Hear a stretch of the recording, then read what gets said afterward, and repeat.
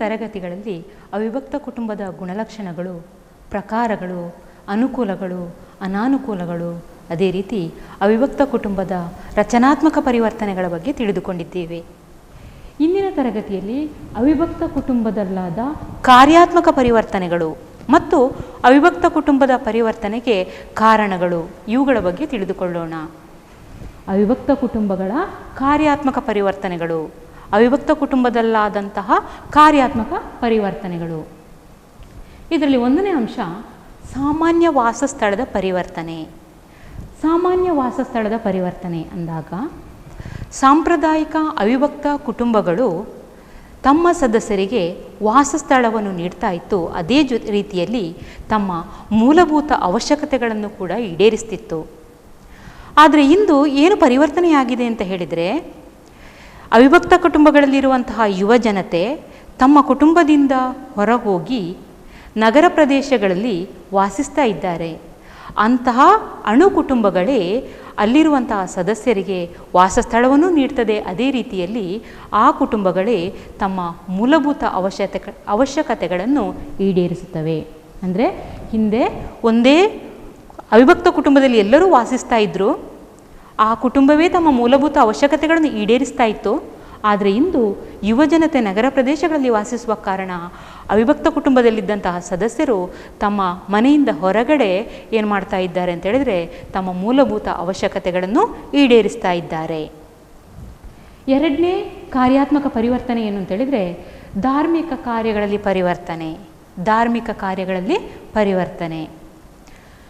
ಸಾಂಪ್ರದಾಯಿಕ ಅವಿಭಕ್ತ ಕುಟುಂಬಗಳಲ್ಲಿ ಧಾರ್ಮಿಕ ಕ್ರಿಯಾವಿಧಿಗಳು, ಹಬ್ಬ ಹರಿದಿನಗಳು, ಧಾರ್ಮಿಕ ಆಚರಣೆಗಳು, ಪಿತೃಪೂಜೆ ಇರ್ಬೋದು, ವಿವಾಹ ಸಮಾರಂಭಗಳು, ಈ ಎಲ್ಲ ಕಾರ್ಯಕ್ರಮಗಳನ್ನು ಬಹಳ ಶ್ರದ್ಧೆ, ಭಕ್ತಿ, ನಂಬಿಕೆಗಳಿಂದ ಆಚರಿಸ್ತಾ ಇದ್ದರು.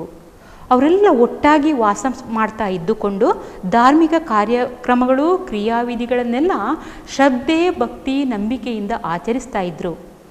ಆದರೆ ಇಂದು ಅವಿಭಕ್ತ ಕುಟುಂಬದ ಯುವ ಜನತೆ ಏನು ಮಾಡ್ತಾರೆ, ನಗರಗಳಲ್ಲಿ ವಾಸಿಸ್ತಾ ಇದ್ದಾರೆ.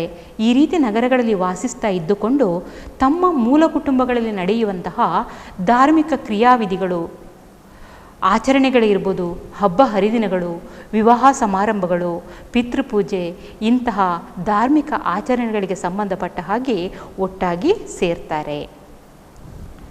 ಮೂರನೇ ಅಂಶ ನವಜಾತ ಶಿಶುವಿನ ಸಂರಕ್ಷಣೆ ಮತ್ತು ಸಾಮಾಜೀಕರಣ ಕಾರ್ಯಗಳಲ್ಲಿ ಪರಿವರ್ತನೆ. ನವಜಾತ ಶಿಶುವಿನ ಸಂರಕ್ಷಣೆ. ಇಲ್ಲಿ ನವಜಾತ ಶಿಶುವಿನ ಸಂರಕ್ಷಣೆ ಮತ್ತು ಸಾಮಾಜೀಕರಣ ಕಾರ್ಯಗಳಲ್ಲಿ ಏನು ಪರಿವರ್ತನೆ ಆಗಿದೆ ಅಂತ ಹೇಳಿದರೆ, ಹಿಂದೆ ಸಾಂಪ್ರದಾಯಿಕ ಅವಿಭಕ್ತ ಕುಟುಂಬಗಳಲ್ಲಿ ನವಜಾತ ಶಿಶುವನ್ನು ಸಂರಕ್ಷಣೆ ಮಾಡುವಂಥದ್ದು ಮತ್ತು ಆ ಶಿಶುವನ್ನು ಸಾಮಾಜೀಕರಣ ಮಾಡುವಂತಹ ಕೆಲಸ ಕಾರ್ಯವನ್ನು ಕೂಡ ಆ ಅವಿಭಕ್ತ ಕುಟುಂಬಗಳಲ್ಲಿರುವಂತಹ ಹಿರಿಯರು, ಅಂದರೆ ಅಜ್ಜ ಅಜ್ಜಿ ಯಾರಿದ್ದಾರೋ ಅವರು ಮಾಡ್ತಾ ಇದ್ದರು.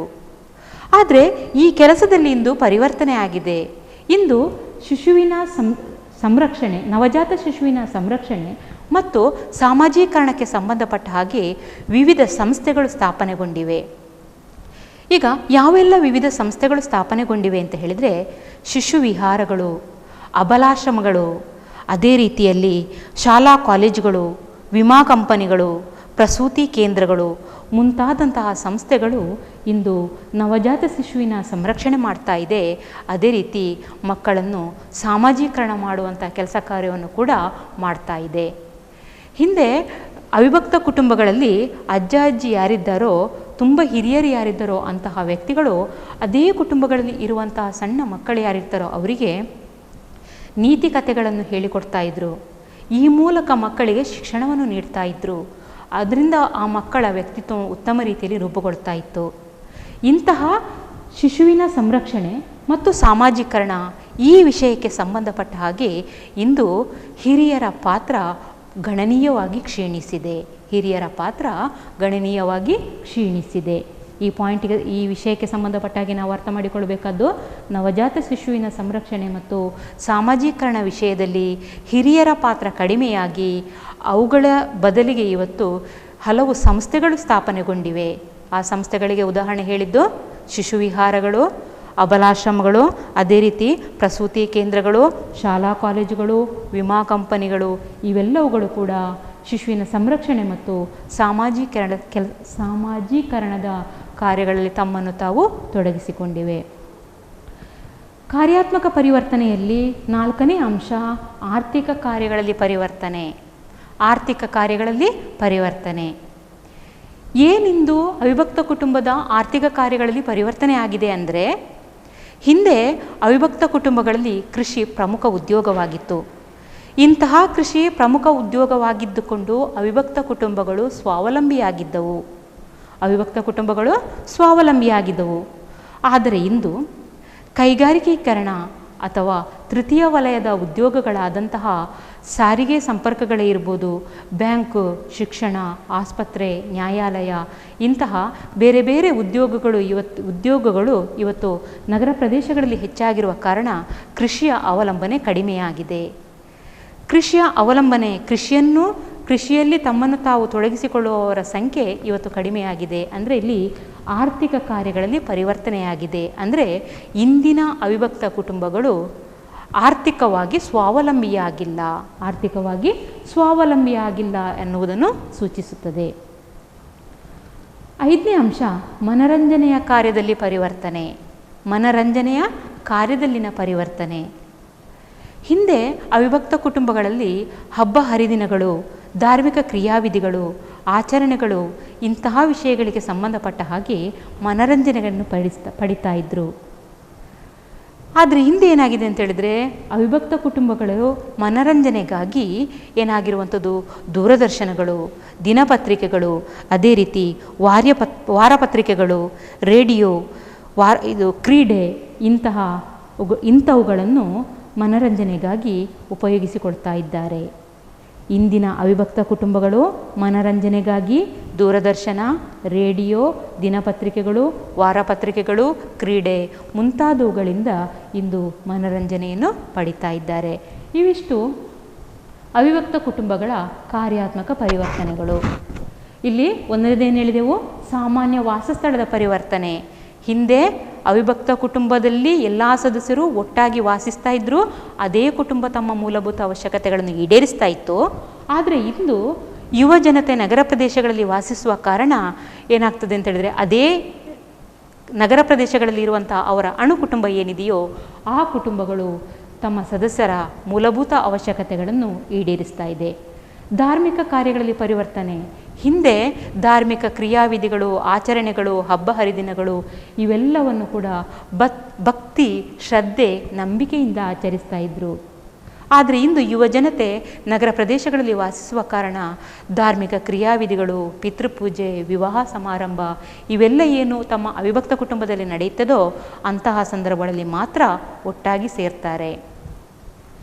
3ನೇದು ನವಜಾತ ಶಿಶುವಿನ ಸಂರಕ್ಷಣೆ ಮತ್ತು ಸಾಮಾಜೀಕರಣ ಕಾರ್ಯಗಳಲ್ಲಿ ಪರಿವರ್ತನೆಗೆ. ಇಂದು ಸಾಮಾಜೀಕರಣ ಮತ್ತು ಶಿಶುವಿನ ಸಂರಕ್ಷಣೆಗೆ ಸಂಬಂಧಪಟ್ಟ ಹಾಗೆ ಏನಾಗ್ತದೆ ಅಂತ ಹೇಳಿದರೆ, ಹಲವಾರು ಸಂಸ್ಥೆಗಳು ಇಂತಹ ಕಾರ್ಯವನ್ನು ನೆರವೇರಿಸ್ತಾ ಇದೆ. ಅಂದರೆ ಹಿರಿಯರ ಪಾತ್ರ ಇಲ್ಲಿ ಗಣನೀಯವಾಗಿ ಕ್ಷೀಣಿಸಿದೆ. ಆರ್ಥಿಕ ಕಾರ್ಯಗಳಲ್ಲಿ ಪರಿವರ್ತನೆ ಅಂತೇಳಿದರೆ, ಹಿಂದೆ ಕೃಷಿಯನ್ನು ಉದ್ಯೋಗ ಮಾಡ್ತಾ ಇದ್ದುಕೊಂಡು ಆರ್ಥಿಕವಾಗಿ ಸ್ವಾವಲಂಬಿಯಾಗಿತ್ತು. ಆದರೆ ಇಂದು ಕೈಗಾರಿಕೀಕರಣ ಇವುಗಳ ಪ್ರಭಾವದಿಂದಾಗಿ ಇಂದಿನ ಕುಟುಂಬಗಳು ಆರ್ಥಿಕವಾಗಿ ಸ್ವಾವಲಂಬಿಯಾಗಿಲ್ಲ. ಅಂದರೆ ಆರ್ಥಿಕ ಕಾರ್ಯಗಳಲ್ಲಿ ಪರಿವರ್ತನೆಯಾಗಿದೆ. ಇಂದು ಮನರಂಜನೆಗೆ ಸಂಬಂಧಪಟ್ಟ ಹಾಗೆ ದೂರದರ್ಶನ, ರೇಡಿಯೋ, ವಾರಪತ್ರಿಕೆಗಳು, ದಿನಪತ್ರಿಕೆಗಳು, ಕ್ರೀಡೆ ಇವುಗಳಿಗಾಗಿ ಸದಸ್ಯರು ಇವುಗಳನ್ನು ಉಪಯೋಗಿಸ್ತಾ ಇದ್ದಾರೆ. ಇದು ಕೂಡ 5 ಮಾರ್ಕಿಗೆ ಬರುವಂತಹ ಪ್ರಶ್ನೆ, ಅವಿಭಕ್ತ ಕುಟುಂಬಗಳ ಕಾರ್ಯಾತ್ಮಕ ಪರಿವರ್ತನೆಗಳು. ಮುಂದೆ ಅವಿಭಕ್ತ ಕುಟುಂಬದ ಪರಿವರ್ತನೆಗೆ ಕಾರಣಗಳು. ಇದು ಹೆಚ್ಚಿನ ಸಂದರ್ಭಗಳಲ್ಲಿ ಪರೀಕ್ಷೆಗೆ ಬರುವಂತಹ ಪ್ರಶ್ನೆ. ಅವಿಭಕ್ತ ಕುಟುಂಬಗಳ ಪರಿವರ್ತನೆಗೆ ಕಾರಣಗಳು. ಈಗ ಮೊದಲೇ ನಾವು ನೋಡಿದೆವು, ಅವಿಭಕ್ತ ಕುಟುಂಬದಲ್ಲಿ ರಚನಾತ್ಮಕ ಪರಿವರ್ತನೆಗಳಾಗಿದೆ, ಅದೇ ರೀತಿ ಕಾರ್ಯಾತ್ಮಕ ಪರಿವರ್ತನೆಗಳಾಗಿದೆ. ಈ ರೀತಿ ರಚನಾತ್ಮಕ ಮತ್ತು ಕಾರ್ಯಾತ್ಮಕ ಪರಿವರ್ತನೆಗಳಾಗುವುದಕ್ಕೆ ಯಾವ ಅಂಶಗಳು ಕಾರಣ ಆಗ್ತದೆ? ಅವಿಭಕ್ತ ಕುಟುಂಬದ ಪರಿವರ್ತನೆಗೆ ಕಾರಣವಾಗುವಂಥ ಅಂಶಗಳು ಯಾವುವು? 1ನೇ ಅಂಶ ಔದ್ಯೋಗೀಕರಣ. ಅವಿಭಕ್ತ ಕುಟುಂಬಕ್ಕೆ ಕಾರಣವಾಗುವಂತಹ 1ನೇ ಅಂಶ ಔದ್ಯೋಗೀಕರಣ. ಇಲ್ಲಿ ಔದ್ಯೋಗೀಕರಣ ಹೇಗೆ ಕಾರಣ ಆಗ್ತದೆ ಅವಿಭಕ್ತ ಕುಟುಂಬದಲ್ಲಿ ಪರಿವರ್ತನೆ ತರುವುದಕ್ಕೆ ಅಂತ ಹೇಳಿದರೆ, ಸಾಂಪ್ರದಾಯಿಕ ಅವಿಭಕ್ತ ಕುಟುಂಬಗಳಲ್ಲಿ ಕೃಷಿಯನ್ನು ಮಾಡ್ತಾ ಇದ್ದುಕೊಂಡು ಜೊತೆಗೆ ಗೃಹ ಕೈಗಾರಿಕೆಗಳನ್ನು ಕೂಡ ಜನ ಮಾಡ್ತಾಯಿದ್ರು. ಈ ಗೃಹ ಕೈಗಾರಿಕೆಗಳಲ್ಲಿ ವಸ್ತುಗಳನ್ನು ಉತ್ಪಾದನೆ ಮಾಡ್ತಾಯಿದ್ರು. ಅಂತಹ ಸಂದರ್ಭದಲ್ಲಿ ಆ ಕಾಲದಲ್ಲಿ ಗೃಹ ಕೈಗಾರಿಕೆಗಳಿಂದ ಉತ್ಪಾದನೆಯಾದಂತಹ ವಸ್ತುಗಳಿಗೆ ಉತ್ತಮ ಬೇಡಿಕೆ ಇತ್ತು.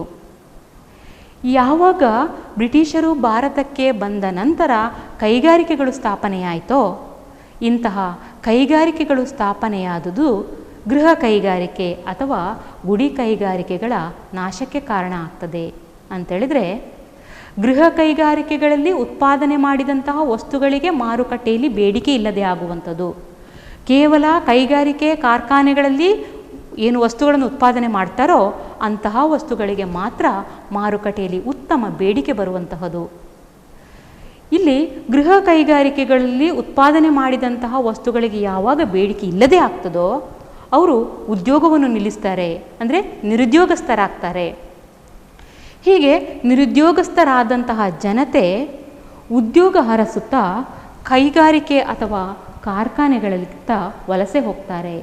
ಕೈಗಾರಿಕೆ ಅಥವಾ ಕಾರ್ಖಾನೆಗಳತ್ತ ವಲಸೆ ಹೋಗ್ತಾರೆ. ಅಲ್ಲಿ ಏನು ಮಾಡುವಂಥದ್ದು, ಕೈಗಾರಿಕೆ ಕಾರ್ಖಾನೆಗಳಲ್ಲಿ ಮಾತ್ರ ತಾವು ದುಡಿಯುವುದು ಮಾತ್ರವಲ್ಲ, ಅಲ್ಲೇ ಅಕ್ಕಪಕ್ಕಗಳಲ್ಲಿ ವಾಸನೂ ಮಾಡ್ತಾರೆ. ಈ ರೀತಿ ವಾಸ ಮಾಡುವಂಥದ್ದು ಏನನ್ನು ಸೂಚಿಸ್ತದೆ ಅಂತೇಳಿದರೆ, ಅವಿಭಕ್ತ ಕುಟುಂಬದ ಪ್ರಾಮುಖ್ಯತೆ ಕಡಿಮೆಯಾಗುವಂಥದ್ದು, ಕ್ಷೀಣಿಸುವಂತಹದ್ದು. ಇದು ಅವಿಭಕ್ತ ಕುಟುಂಬದಲ್ಲಾದಂತಹ ಪರಿವರ್ತನೆಗೆ ಕಾರಣ. ಔದ್ಯೋಗೀಕರಣ ಹೇಗಾಗ್ತದೆ? ಕೈಗಾರಿಕೀಕರಣ ಅಥವಾ ಕಾರ್ಖಾನೆಗಳ ಸ್ಥಾಪನೆಗಳಿಂದಾಗಿ ಗೃಹ ಕೈಗಾರಿಕೆಗಳು ನಾಶ ಆಗ್ತದೆ. ಕುಶಲಕರ್ಮಿಕರು ಅಥವಾ ಕೃಷಿ ಕೂಲಿಗಾರರು ಯಾರಿದ್ದರೋ ಅವರು ನಿರುದ್ಯೋಗಸ್ಥರಾಗ್ತಾರೆ. ಈ ರೀತಿ ನಿರುದ್ಯೋಗಸ್ಥರಾದಾಗ ತಾವು ಉದ್ಯೋಗ ಹರಸುತ್ತಾ ಕಾರ್ಖಾನೆಗಳಿಗೆ ದುಡಿಯಕ್ಕಾಗಿ ಹೋಗ್ತಾರೆ. ಅಲ್ಲೇ ತಮ್ಮ ವಾಸಸ್ಥಳವನ್ನು ಪ್ರಾರಂಭ ಮಾಡ್ತಾರೆ. ಇದರಿಂದಾಗಿ ಏನಾಯಿತು? ಅವಿಭಕ್ತ ಕುಟುಂಬದಲ್ಲಿ ಪರಿವರ್ತನೆ ಆಯಿತು. ಎರಡನೇ ಅಂಶ ನಗರೀಕರಣ. ಇಲ್ಲಿ ಒಂದು ಮಾರ್ಕಿಗೆ ಒಂದು ಪ್ರಶ್ನೆ ಕೇಳ್ಬೋದು, ನಗರೀಕರಣ ಎಂದರೇನು? ನಗರೀಕರಣ ಎಂದರೇನು? ನಗರಗಳು ತ್ವರಿತಗತಿಯಲ್ಲಿ ಬೆಳವಣಿಗೆಯಾಗುವುದನ್ನು ನಾವು ನಗರೀಕರಣ ಎನ್ನುತ್ತೇವೆ. ನಗರಗಳು ತ್ವರಿತಗತಿಯಲ್ಲಿ ಬೆಳವಣಿಗೆಯಾಗುವುದನ್ನು ನಗರೀಕರಣ ಎನ್ನುತ್ತೇವೆ. ಈಗ ಈ ನಗರೀಕರಣವು ಅವಿಭಕ್ತ ಕುಟುಂಬಗಳ ಪರಿವರ್ತನೆಗೆ ಹೇಗೆ ಕಾರಣ ಆಗ್ತದೆ? ಅಲ್ಲಿ ನಗರ ಪ್ರದೇಶಗಳಲ್ಲಿ ಕೇವಲ ಕೈಗಾರಿಕೆಗಳು ಮಾತ್ರ ಸ್ಥಾಪನೆಗೊಂಡದ್ದಲ್ಲ. ತೃತೀಯ ವಲಯದ ಉದ್ಯೋಗಗಳಾದಂತಹ ಸಾರಿಗೆ, ಸಂಪರ್ಕ, ಶಿಕ್ಷಣ, ನ್ಯಾಯಾಲಯ, ಆರೋಗ್ಯ, ಪೊಲೀಸ್ ಇಲಾಖೆಗಳು, ಹೀಗೆ ಇಂತಹ ವಿವಿಧ ತೃತೀಯ ವಲಯದ ಉದ್ಯೋಗಗಳು ಕೂಡ ಹುಟ್ಟಿಕೊಳ್ತವೆ. ಇಂತಹ ತೃತೀಯ ವಲಯದ ಉದ್ಯೋಗಗಳೇನು ನಗರ ಪ್ರದೇಶಗಳಲ್ಲಿ ಪ್ರಾರಂಭವಾಗ್ತದೋ ಇದಕ್ಕೆ ಗ್ರಾಮೀಣ ಪ್ರದೇಶದಲ್ಲಿರುವಂತಹ ಯುವ ಜನತೆ ಆಕರ್ಷಿತರಾಗ್ತಾರೆ. ಇವರು ಈ ತೃತೀಯ ವಲಯದ ಉದ್ಯೋಗ ಮತ್ತು ಕೈಗಾರಿಕೆಗಳೇನಿದೆಯೋ ಇವುಗಳಿಗೆ ಆಕರ್ಷಿತರಾಗುವಂಥದ್ದು ಮಾತ್ರವಲ್ಲ, ತಮ್ಮ ಮೂಲ ಅವಿಭಕ್ತ ಕುಟುಂಬ ಏನುಂಟೋ ಅವುಗಳಿಂದ ಹೊರಬಂದು ಇಂತಹ ಕೈಗಾರಿಕೆ ಮತ್ತು ತೃತೀಯ ವಲಯದ ಉದ್ಯೋಗಗಳಲ್ಲಿ ತಾವು ದುಡಿತಾರೆ. ಅದೇ ರೀತಿಯಲ್ಲಿ ಅಲ್ಲಿ ಅಕ್ಕಪಕ್ಕಗಳಲ್ಲಿ ತಮ್ಮ ಮನೆಗಳನ್ನು ಸ್ಥಾಪಿಸ್ತಾರೆ. ಇದು ಅವಿಭಕ್ತ ಕುಟುಂಬದಲ್ಲಾದಂತಹ ಪರಿವರ್ತನೆ. ನಗರೀಕರಣದಲ್ಲಿ ನಾವು ತಿಳ್ಕೊಳ್ಬೇಕಾದ್ದು, ಕೈಗಾರಿಕೆಗಳ ಜೊತೆಯಲ್ಲಿ ನಗರಗಳಲ್ಲಿ ತೃತೀಯ ವಲಯದ ಉದ್ಯೋಗಗಳು ಕೂಡ ಪ್ರಾರಂಭವಾಗ್ತದೆ. ಸಾರಿಗೆ, ಸಂಪರ್ಕ, ನ್ಯಾಯಾಲಯ, ಆರೋಗ್ಯ, ಶಿಕ್ಷಣ, ಪೊಲೀಸ್ ವ್ಯವಸ್ಥೆ, ಇಂತಹ ಹಲವು ತೃತೀಯ ವಲಯದ ಉದ್ಯೋಗಗಳು ಸೃಷ್ಟಿಯಾಗ್ತದೆ. ಈ ಉದ್ಯೋಗಗಳಿಂದ ಆಕರ್ಷಿತರಾದಂತಹ ಗ್ರಾಮೀಣ ಪ್ರದೇಶದ ಅವಿಭಕ್ತ ಕುಟುಂಬದ ಯುವ ಜನತೆ ನಗರ ಪ್ರದೇಶಗಳತ್ತ ವಲಸೆ ಹೋಗ್ತಾರೆ. ಇದು ಅವಿಭಕ್ತ ಕುಟುಂಬದಲ್ಲಾದಂತಹ ಪರಿವರ್ತನೆಗೆ ಕಾರಣ. ಮೂರನೇ ಕಾರಣ ಜನಸಂಖ್ಯಾ ಬೆಳವಣಿಗೆ. ನಾವು ಮೊದಲನೇ ಅಧ್ಯಾಯದಲ್ಲಿ ತಿಳ್ಕೊಂಡಿದ್ದೇವೆ, 1921ರ ನಂತರ ನಮ್ಮ ಭಾರತ ದೇಶದಲ್ಲಿ ಜನಸಂಖ್ಯೆ ಹೆಚ್ಚುತ್ತಾ ಇದೆ. ಈ ರೀತಿ ಜನಸಂಖ್ಯೆ ಹೆಚ್ಚುತ್ತಾ ಹೋಗುವಂಥದ್ದು ಕೃಷಿ ಭೂಮಿಯ ಈ ರೀತಿ ಜನಸಂಖ್ಯೆ ಹೆಚ್ಚುತ್ತಾ ಹೋಗುವಂಥದ್ದೇನಿದೆಯೋ ಅದು ಕೃಷಿ ಭೂಮಿಯ ಮೇಲಿನ ಒತ್ತಡವನ್ನು ಹೆಚ್ಚಿಸುತ್ತದೆ. ಜನಸಂಖ್ಯೆ ಬೆಳೀತಾ ಹೋಗುವಂತಹದ್ದೇನಿದೆಯೋ ಅದು ಕೃಷಿ ಭೂಮಿಯ ಮೇಲಿನ ಒತ್ತಡವನ್ನು ಹೆಚ್ಚಿಸುತ್ತದೆ. ಇಲ್ಲಿ ಕೃಷಿ ಭೂಮಿಯ ಮೇಲಿನ ಒತ್ತಡವನ್ನು ಹೆಚ್ಚಿಸ್ತದೆ ಅಂತ ಹೇಳಿದರೆ, ಜನಸಂಖ್ಯೆ ಹೆಚ್ಚುತ್ತಾ ಹೋದ ಹಾಗೆ ದುಡಿಲಿಕ್ಕೆ ಬೇಕಾಗುವಂತಹ ಕೃಷಿ ಭೂಮಿಯ ಲಭ್ಯತೆ ಇಲ್ಲದೇ ಇರುವಂತಹದ್ದು. ಜನ ನಿರುದ್ಯೋಗಸ್ಥರಾಗ್ತಾರೆ.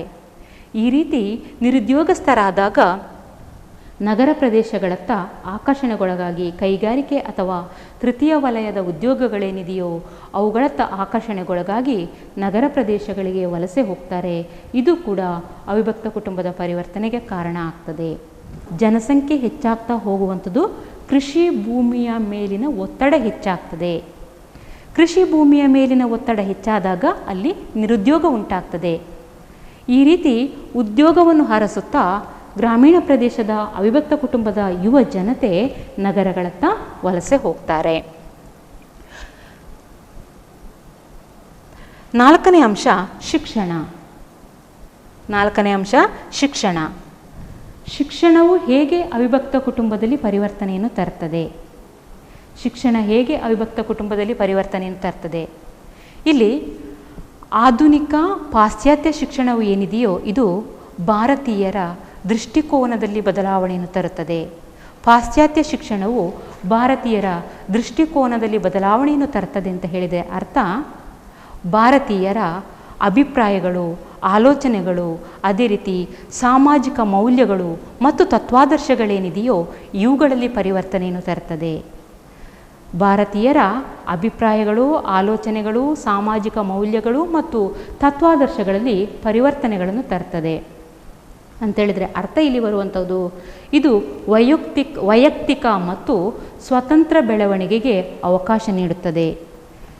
ಇಲ್ಲಿ ಆಧುನಿಕ ಶಿಕ್ಷಣವು ವೈಯಕ್ತಿಕ ಮತ್ತು ಸ್ವತಂತ್ರ ಜೀವನಕ್ಕೆ ಅವಕಾಶ ನೀಡುತ್ತದೆ, ಪ್ರೇರಣೆ ನೀಡುತ್ತದೆ. ಅಷ್ಟೇ ಅಲ್ಲ, ಆಧುನಿಕ ಶಿಕ್ಷಣವು ವೃತ್ತಿ ಚಲನೆಗೆ ಕೂಡ ಅವಕಾಶ ನೀಡುತ್ತದೆ. ಆಧುನಿಕ ಶಿಕ್ಷಣವು ವೃತ್ತಿ ಚಲನೆಗೆ ಕೂಡ ಅವಕಾಶ ನೀಡುತ್ತದೆ. ಇಲ್ಲಿ ಶಿಕ್ಷಣ ಹೇಗೆ ಅವಿಭಕ್ತ ಕುಟುಂಬದಲ್ಲಿ ಪರಿವರ್ತನೆಗೆ ಕಾರಣ ಆಗ್ತದೆ?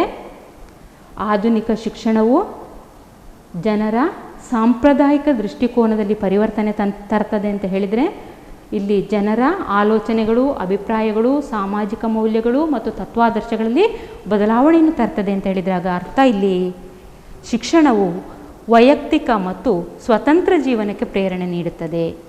ಇದರಿಂದಾಗಿ ಜನ ಏನು ಮಾಡ್ತಾರೆ ಅಂತ ಹೇಳಿದರೆ ತಮ್ಮ ಅವಿಭಕ್ತ ಕುಟುಂಬದಿಂದ ವಿಭಕ್ತ ಕುಟುಂಬದತ್ತ ಒಲವು ತೋರಿಸುವಂತಹದ್ದು.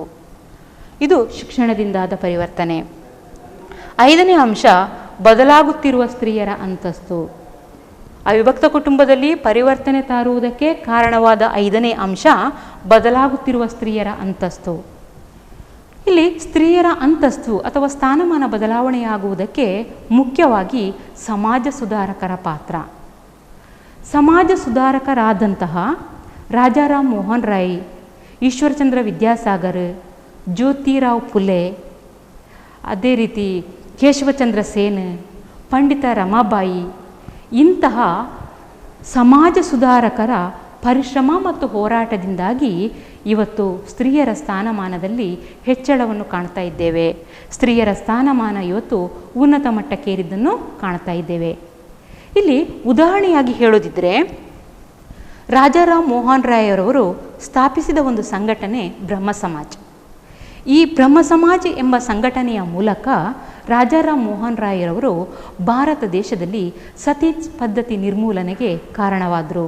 ಸತಿ ಪದ್ಧತಿ ನಿರ್ಮೂಲನೆಯನ್ನು 1829ರಲ್ಲಿ ಜಾರಿಗೆ ತರುವುದಕ್ಕೆ ಕಾರಣ ಆದರು. ಅಂದರೆ ಸ್ತ್ರೀಯರ ಸಮಸ್ಯೆಗಳ ನಿರ್ಮೂಲನ ಆಗ್ತದೆ, ಸ್ತ್ರೀಯರ ಸ್ಥಾನಮಾನ ಹೆಚ್ಚಾಗುವುದಕ್ಕೆ ಕಾರಣ ಆಗ್ತದೆ. ಇನ್ನು 6ನೇ ಪಾಯಿಂಟಲ್ಲಿ ಸಾಮಾಜಿಕ ಶಾಸನಗಳ ಪ್ರಭಾವ. ಸಾಮಾಜಿಕ ಶಾಸನಗಳ ಪ್ರಭಾವದಿಂದಾಗಿ ಅವಿಭಕ್ತ ಕುಟುಂಬಗಳಲ್ಲಿ ಪರಿವರ್ತನೆಗಳಾಗಿದೆ. ಯಾವ ಕಾಯ್ದೆ ಅಥವಾ ಶಾಸನಗಳಿಂದಾಗಿ ಪರಿವರ್ತನೆಗಳಾಗಿದೆ? ಈ ಶಾಸನಗಳಲ್ಲಿ ನಾವು 2 ಹಂತಗಳನ್ನು ಕಾಣ್ಬೋದು. ಒಂದು ಬ್ರಿಟಿಷ್ ಕಾಲಾವಧಿಯಲ್ಲಿ, ಇನ್ನೊಂದು ಭಾರತ ದೇಶ ಸ್ವಾತಂತ್ರ್ಯವಾದ ಮೇಲೆ ಜಾರಿಗೆ ತಂದಂತಹ ಶಾಸನಗಳು. ಈಗ ಬ್ರಿಟಿಷರ ಕಾಲಾವಧಿಯಲ್ಲಿ ಜಾರಿಗೆ ತಂದಂತಹ ಯಾವ ಕಾಯಿದೆ ಅಥವಾ ಶಾಸನಗಳಿಂದಾಗಿ ಭಾರತ ದೇಶದಲ್ಲಿ ಏನು ಅವಿಭಕ್ತ ಕುಟುಂಬದಲ್ಲಿ ಪರಿವರ್ತನೆಗಳಾಗಿದೆ? ಅಲ್ಲಿ ಮೊದಲಿಗೆ 1829ರ ಸತಿ ನಿಷೇಧ ಕಾಯ್ದೆ. 1829ರ ಸತಿ ನಿಷೇಧ ಕಾಯ್ದೆ ಅಂದರೆ ಸತಿ ಪದ್ಧತಿಯನ್ನು ನಿಷೇಧಿಸಬೇಕು, ಪಾಲನೆ ಮಾಡಬಾರ್ದು ಅಂತ ಹೇಳುವಂಥದ್ದು. ಅದೇ ರೀತಿಯಲ್ಲಿ 1856ರಲ್ಲಿ ಹಿಂದೂ ವಿಧವಾ ಪುನರ್ವಿವಾಹ ಕಾಯ್ದೆ. ಹಿಂದೂ ವಿಧವಾ ವಿವಾಹ ಕಾಯ್ದೆ ಅಂತೇಳಿದರೆ ವಿಧವೆಯರಿಗೆ ಮರುವಿವಾಹಕ್ಕೆ ಅವಕಾಶ ಮಾಡಿಕೊಡಬೇಕು. 1929ರ ಬಾಲ್ಯ ವಿವಾಹ ನಿಷೇಧ ಕಾಯ್ದೆ. 1929ರ ಬಾಲ್ಯ ವಿವಾಹ ನಿಷೇಧ ಕಾಯ್ದೆ, ಬಾಲ್ಯ ವಿವಾಹ ಪದ್ಧತಿಯನ್ನು ಆಚರಿಸಬಾರ್ದು. ಅದೇ ರೀತಿಯಲ್ಲಿ 1930ರ ಕಲಿಯುವಿಕೆಯಿಂದ ಸಂಪಾದನೆ ಕಾಯ್ದೆ. 1930ರ ಕಲಿಯುವಿಕೆಯಿಂದ ಸಂಪಾದನೆ ಕಾಯ್ದೆ. ಇಲ್ಲಿ ಕಲಿಯುವಿಕೆಯಿಂದ ಸಂಪಾದನೆ ಕಾಯ್ದೆ ಅಂತೇಳಿದರೆ ವಿದ್ಯಾಬಲದಿಂದ ಸಂಪಾದಿಸಿದಂತಹ ಆದಾಯ ಏನಿದೆಯೋ ಆ ಆದಾಯವನ್ನು ತಮ್ಮ ಸ್ವಂತ ಕಾರ್ಯಗಳಿಗೆ ಬಳಸ್ಬೋದು. ಅಂದರೆ ಕುಟುಂಬದ ಯಜಮಾನನಲ್ಲಿ ಕೊಟ್ಟು ಕುಟುಂಬದ ಬೊಕ್ಕಸಕ್ಕೆ ಸೇರಿಸಬೇಕಾಗಿಲ್ಲ. ವಿದ್ಯಾಬಲದಿಂದ ಸಂಪಾದನೆ ಮಾಡಿದಂತಹ ಆದಾಯವನ್ನು ತಮ್ಮ ಸ್ವಂತ ಕಾರ್ಯಗಳಿಗೆ ಬಳಸಿಕೊಳ್ಬೋದು. ಅದೇ ರೀತಿಯಲ್ಲಿ 1939ರಲ್ಲಿ ಹಿಂದೂ ಸ್ತ್ರೀಯರ ಆಸ್ತಿ ಹಕ್ಕು. 1939ರ ಹಿಂದೂ ಸ್ತ್ರೀಯರ ಆಸ್ತಿ ಹಕ್ಕು ಅಂತೇಳಿದರೆ ಇಲ್ಲಿ ವಿಧವೆಯರಿಗೆ ತಮ್ಮ ಪತಿಯ ಆಸ್ತಿಯಲ್ಲಿ ಹಕ್ಕಿದೆ. ಇದಿಷ್ಟು ಬ್ರಿಟಿಷರ ಕಾಲದಲ್ಲಿ ಅಂದರೆ ಸ್ವಾತಂತ್ರ್ಯ ಪೂರ್ವದಲ್ಲಿ ಜಾರಿಗೆ ತಂದಂತಹ ಸಾಮಾಜಿಕ ಶಾಸನಗಳ ಪ್ರಭಾವದಿಂದ ಅವಿಭಕ್ತ ಕುಟುಂಬದಲ್ಲಿ ಪರಿವರ್ತನೆಗಳಾಗಿವೆ. ಇನ್ನು ಭಾರತ ದೇಶ ಸ್ವಾತಂತ್ರ್ಯವಾದ ಮೇಲೆ ಜಾರಿಗೆ ತಂದಂಥ ಹಲವು ಶಾಸನಗಳಿಂದಾಗಿ ಅವಿಭಕ್ತ ಕುಟುಂಬದಲ್ಲಿ ಪರಿವರ್ತನೆಗಳಾಗಿವೆ. ಅವು ಯಾವುವು? ಅವುಗಳಲ್ಲಿ 1954ರಲ್ಲಿ ವಿಶೇಷ ವಿವಾಹ ಕಾಯ್ದೆ. 1954ರ ವಿಶೇಷ ವಿವಾಹ ಕಾಯ್ದೆ ಅಂದರೆ ಇಲ್ಲಿ ವಿವಾಹವಾಗುವಂತಹ ಸ್ತ್ರೀ ಪುರುಷರಿಗೆ ತಮ್ಮ ಬಾಳ ಸಂಗಾತಿಯ ಆಯ್ಕೆಗೆ ಅವಕಾಶ ಇದೆ. ಅದೇ ರೀತಿಯಲ್ಲಿ 1955ರ ಹಿಂದೂ ವಿವಾಹ ಕಾಯ್ದೆ. 1955ರ ಹಿಂದೂ ವಿವಾಹ ಕಾಯ್ದೆ ಇದರಲ್ಲಿ ಏಕಪತಿತ್ವ ಅಥವಾ ಏಕಪತ್ನಿತ್ವ ವಿವಾಹವನ್ನು ಕಡ್ಡಾಯಗೊಳಿಸಲಾಯಿತು. ಅದೇ ರೀತಿ ಸ್ತ್ರೀ ಪುರುಷರಿರುವರಿಗೂ ಕೂಡ ವಿಚ್ಛೇದನೆಗೆ ಸಮಾನ ಅವಕಾಶ. 1955ರ ಹಿಂದೂ ವಿವಾಹ ಕಾಯ್ದೆಯಲ್ಲಿ ಏನು ಬರುವಂಥದ್ದು? ಏಕಪತಿತ್ವ ಮತ್ತು ಏಕಪತ್ನಿತ್ವ ವಿವಾಹವನ್ನು ಕಡ್ಡಾಯಗೊಳಿಸುವಂಥದ್ದು. ಅದೇ ರೀತಿಯಲ್ಲಿ ವಿಚ್ಛೇದನೆಗೆ ಸಂಬಂಧಪಟ್ಟ ಹಾಗೆ ಸ್ತ್ರೀ ಪುರುಷರಿರುವರಿಗೂ ಕೂಡ ಸಮಾನ ಅವಕಾಶವನ್ನು ನೀಡುತ್ತದೆ. ಅದೇ ರೀತಿಯಲ್ಲಿ 1956ರ ಹಿಂದೂ ಉತ್ತರಾಧಿಕಾರಿ ಕಾಯ್ದೆ. 1956ರ ಹಿಂದೂ ಉತ್ತರಾಧಿಕಾರಿ ಕಾಯ್ದೆ ಇಲ್ಲಿ ಹಿಂದೂ ಉತ್ತರಾಧಿಕಾರಿ ಕಾಯ್ದೆಯಲ್ಲಿ ಪಿತ್ರಾರ್ಜಿತ ಆಸ್ತಿಯಲ್ಲಿ ಹೆಣ್ಣು ಮಕ್ಕಳಿಗೂ ಕೂಡ ಆಸ್ತಿಯಲ್ಲಿ ಹಕ್ಕಿದೆ. ಪಿತ್ರಾರ್ಜಿತ ಆಸ್ತಿಯಲ್ಲಿ ಹೆಣ್ಣು ಮಕ್ಕಳಿಗೂ ಕೂಡ ಹಕ್ಕಿದೆ. ಇವುಗಳು ಏನಾಗಿದೆ ಅಂತ ಹೇಳಿದ್ರೆ ಭಾರತ ದೇಶ ಸ್ವಾತಂತ್ರ್ಯವಾದ ಮೇಲೆ ಜಾರಿಗೆ ತಂದಂತಹ ಶಾಸನಗಳು. ಈ ಶಾಸನಗಳಿಂದಾಗಿ ಅವಿಭಕ್ತ ಕುಟುಂಬಗಳಲ್ಲಿ ಪರಿವರ್ತನೆ ಆಗಿದೆ. ಈಗ ಸಾಮಾಜಿಕ ಶಾಸನಗಳಲ್ಲಿ ನಾವೇನು ಮಾಡ್ಬೋದು? ಸ್ವಾತಂತ್ರ್ಯ ಪೂರ್ವದಲ್ಲಿ ಮತ್ತು ಸ್ವಾತಂತ್ರ್ಯ ನಂತರದಲ್ಲಿ ಜಾರಿಗೆ ತಂದಂತಹ ಕಾಯ್ದೆಗಳು. ಇದಿಷ್ಟು ಅವಿಭಕ್ತ ಕುಟುಂಬದ ಪರಿವರ್ತನೆಗೆ ಕಾರಣವಾದಂಥ ಅಂಶಗಳು. ಮೊದಲನೇ ಅಂಶ ಔದ್ಯೋಗೀಕರಣದಲ್ಲಿ ನಾವು ನೋಡಿದ್ದು ಗ್ರಾಮೀಣ ಪ್ರದೇಶದಲ್ಲಿರುವಂತಹ ಅವಿಭಕ್ತ ಕುಟುಂಬಗಳಲ್ಲಿರುವಂತಹ ಗೃಹ ಕೈಗಾರಿಕೆಗಳು ನಾಶ ಆಗುವಂಥದ್ದು ಕೈಗಾರಿಕೆಗಳ ಸ್ಥಾಪನೆಗಳಿಂದಾಗಿ. ಈ ರೀತಿ ಕೈಗಾರಿಕೆಗಳು ಸ್ಥಾಪನೆಯಾದಾಗ ನಿರುದ್ಯೋಗಸ್ಥರಾದಂತಹ ಅವಿಭಕ್ತ ಕುಟುಂಬದ ಯುವ ಜನತೆ ನಗರ ಪ್ರದೇಶಗಳತ್ತ ಕೈಗಾರಿಕೆಗಳಿಗೆ ದುಡಿಲಿಕ್ಕೆ ಹೋಗುವಂತಹದ್ದು. ಅಲ್ಲೇ ಅಕ್ಕಪಕ್ಕಗಳಲ್ಲಿ ತಮ್ಮ ವಾಸಸ್ಥಳವನ್ನು ಪ್ರಾರಂಭಿಸುವ ಮೂಲಕ ಅವಿಭಕ್ತ ಕುಟುಂಬವು ಇವತ್ತು ಕ್ಷೀಣಿಸಿದೆ.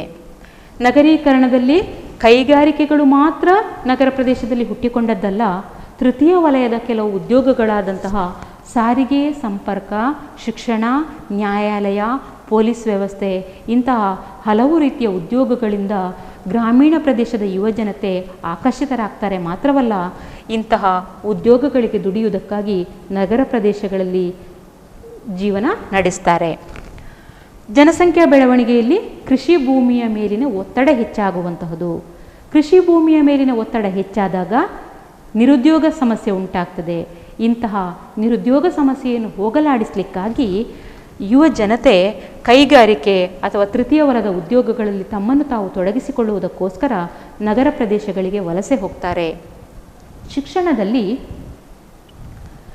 ಆಧುನಿಕ ಪಾಶ್ಚಾತ್ಯ ಶಿಕ್ಷಣ ಏನಿದೆಯೋ ಇದು ನಮ್ಮ ಅವಿಭಕ್ತ ಕುಟುಂಬದ ಜನರ ಸಾಂಪ್ರದಾಯಿಕ ದೃಷ್ಟಿಕೋನ, ಚಿಂತನೆಗಳು, ಆಲೋಚನೆಗಳು, ಸಾಮಾಜಿಕ ಮೌಲ್ಯಗಳು ಮತ್ತು ತತ್ವಾದರ್ಶಗಳಲ್ಲಿ ಬದಲಾವಣೆಯನ್ನು ತಂದಿದೆ ಅಂತ ಹೇಳಿದರೆ ಅರ್ಥ, ಇಂತಹ ಶಿಕ್ಷಣವು ವೈಯಕ್ತಿಕ ಮತ್ತು ಸ್ವತಂತ್ರ ಜೀವನಕ್ಕೆ ಪ್ರೇರಣೆ ನೀಡುತ್ತದೆ. 5ನೇ ಅಂಶ, ಬದಲಾಗುತ್ತಿರುವ ಸ್ತ್ರೀಯರ ಸ್ಥಾನಮಾನದಲ್ಲಿ ಸಮಾಜ ಸುಧಾರಕರು ಮಾಡಿದಂತಹ ಪರಿಶ್ರಮ ಮತ್ತು ಹೋರಾಟದಿಂದ ಇವತ್ತು ಸ್ತ್ರೀಯರ ಸ್ಥಾನಮಾನ ಉನ್ನತ ಮಟ್ಟಕ್ಕೇರಿದೆ. ಅವರುಗಳಲ್ಲಿ ಪ್ರಮುಖರಾದವರು ಯಾರು ಅಂತ ಹೇಳಿದರೆ ರಾಜಾರಾಮ್ ಮೋಹನ್ ರಾಯ್, ಈಶ್ವರಚಂದ್ರ ವಿದ್ಯಾಸಾಗರ್, ಮಹರ್ಷಿ ಕಾರ್ವೆ, ಜ್ಯೋತಿರಾವ್, ಪಂಡಿತ ರಮಾಬಾಯಿ ಇವರೆಲ್ಲರೂ ಮಾಡಿದಂತಹ ಪರಿಶ್ರಮ ಮತ್ತು ಹೋರಾಟದಿಂದ ಇಂದು ಸ್ತ್ರೀಯರ ಸ್ಥಾನಮಾನ ಉನ್ನತ ಮಟ್ಟಕ್ಕೇರಿದೆ. ಕೊನೆಯದಾಗಿ ಸಾಮಾಜಿಕ ಶಾಸನಗಳ ಪ್ರಭಾವ. ಅದರಲ್ಲಿ 2 ಹಂತ ನೋಡಿದೆವು, ಸ್ವಾತಂತ್ರ್ಯ ಪೂರ್ವದಲ್ಲಿ ಮತ್ತು ಸ್ವಾತಂತ್ರ್ಯ ನಂತರದಲ್ಲಿ. ಸ್ವಾತಂತ್ರ್ಯ ಪೂರ್ವದಲ್ಲಿ ನಾವು ಹೇಳಿದ್ದು 1829ರ ಸತಿ ನಿಷೇಧ ಕಾಯ್ದೆ, 1856ರ ಹಿಂದೂ ವಿಧವಾ ಪುನರ್ವಿವಾಹ ಕಾಯ್ದೆ, 1929ರ ಬಾಲ್ಯವಿವಾಹ ನಿಷೇಧ ಕಾಯ್ದೆ, 1930ರ ಕಲಿಯುವಿಕೆಯಿಂದ ಸಂಪಾದನೆ ಕಾಯ್ದೆ, 1939ರ ಹಿಂದೂ ಸ್ತ್ರೀಯರ ಆಸ್ತಿ ಹಕ್ಕು. ಇವುಗಳು ಸ್ವಾತಂತ್ರ್ಯ ಪೂರ್ವದ ಶಾಸನಗಳು. ಸ್ವಾತಂತ್ರ್ಯ ನಂತರದ ಶಾಸನಗಳು ಯಾವುದು ಅಂತ ಹೇಳಿದರೆ 1954ರ ವಿಶೇಷ ವಿವಾಹ ಕಾಯ್ದೆ, 1955ರ ಹಿಂದೂ ವಿವಾಹ ಕಾಯ್ದೆ, 1956ರ ಹಿಂದೂ ಉತ್ತರಾಧಿಕಾರಿ ಕಾಯ್ದೆ. ಈ ಎಲ್ಲ ಶಾಸನಗಳಿಂದಾಗಿ, ಕಾಯ್ದೆಗಳಿಂದಾಗಿ ಏನಾಗಿದೆ ಅಂತ ಹೇಳಿದರೆ ಹಿಂದೂ ಅವಿಭಕ್ತ ಕುಟುಂಬಗಳಲ್ಲಿ ಹಲವು ರೀತಿಯ ಪರಿವರ್ತನೆಗಳಿದೆ. ಪರೀಕ್ಷೆಗೆ ಇದು 5 ಮಾರ್ಕಿಗೆ ಇಂಪಾರ್ಟೆಂಟ್ ಪ್ರಶ್ನೆಯಾಗಿದೆ. ಮುಂದೆ IP ದೇಸಾಯಿಯವರು, ಮುಂದೆ ಅವಿಭಕ್ತ ಕುಟುಂಬದ ಬಗ್ಗೆ IP ದೇಸಾಯಿಯವರ ದೃಷ್ಟಿಕೋನದ ಬಗ್ಗೆ ತಿಳಿಯೋಣ. ಮುಂದೆ ಅವಿಭಕ್ತ ಕುಟುಂಬದ ಬಗ್ಗೆ IP ದೇಸಾಯಿಯವರ ದೃಷ್ಟಿಕೋನ.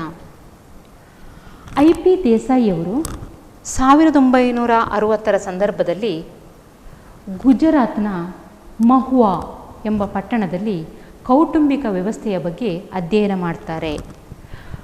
IP ದೇಸಾಯಿಯವರು ಗುಜರಾತ್ನ ಮಹುವಾ ಎಂಬ ಪಟ್ಟಣದಲ್ಲಿ 1960ರ ಆರಂಭದಲ್ಲಿ ಕೌಟುಂಬಿಕ ವ್ಯವಸ್ಥೆಗಳ ಬಗ್ಗೆ ಅಧ್ಯಯನ ನಡೆಸ್ತಾರೆ.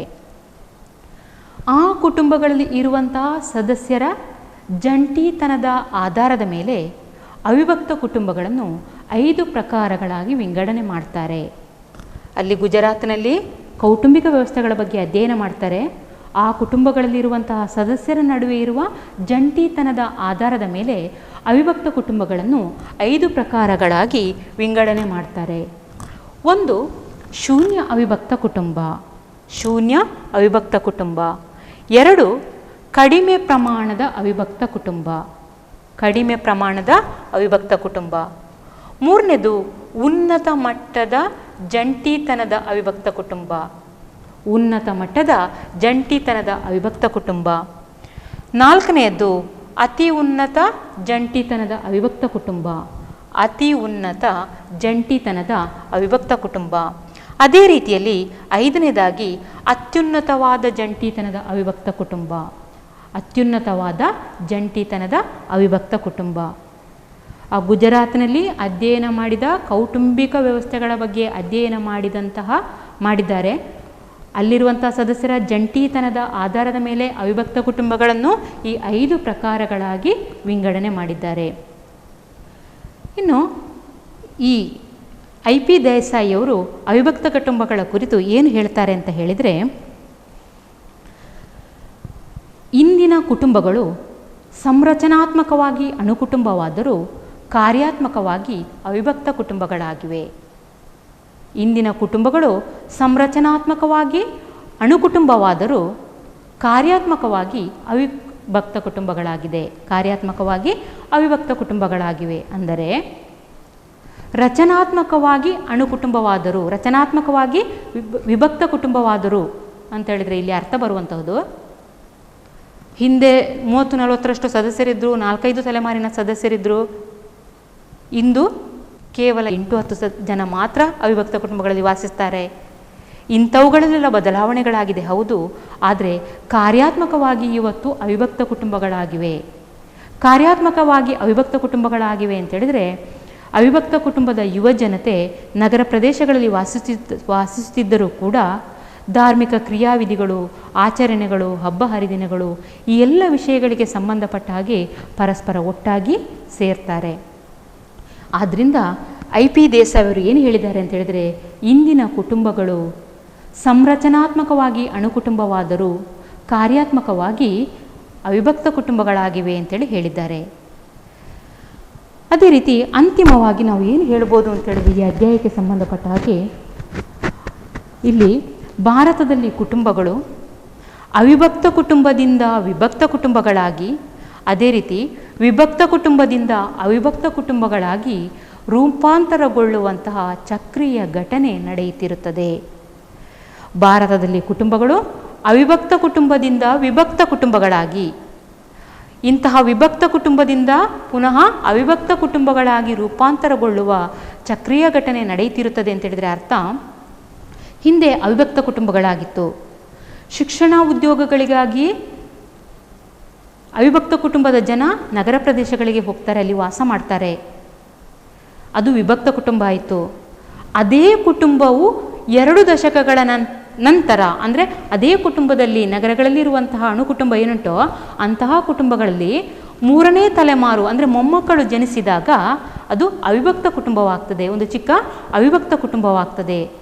ಆದ ಕಾರಣವೇ ನಾವು ಅಂತಿಮವಾಗಿ ಏನು ಹೇಳ್ಬೋದು ಅಂತ ಹೇಳಿದರೆ, ಭಾರತದಲ್ಲಿ ಕುಟುಂಬಗಳು ಅವಿಭಕ್ತ ಕುಟುಂಬದಿಂದ ವಿಭಕ್ತ ಕುಟುಂಬಗಳಾಗಿ, ಇಂತಹ ವಿಭಕ್ತ ಕುಟುಂಬದಿಂದ ಅವಿಭಕ್ತ ಕುಟುಂಬಗಳಾಗಿ ರೂಪಾಂತರಗೊಳ್ಳುವಂತಹ ಚಕ್ರೀಯ ಘಟನೆ ನಮ್ಮ ದೇಶದಲ್ಲಿ ನಡೀತಿರ್ತದೆ.